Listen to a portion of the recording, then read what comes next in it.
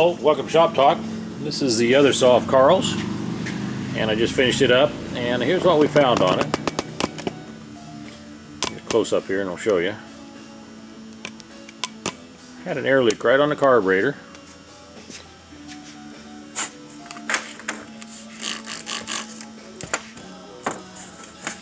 Hard to see, but you can see right here's a crack on the elbow. And I opened the carburetor up and it's not the best, so put a new carburetor on there, done some testing on it, and Carl's got a great running Stihl 026. Very good saw.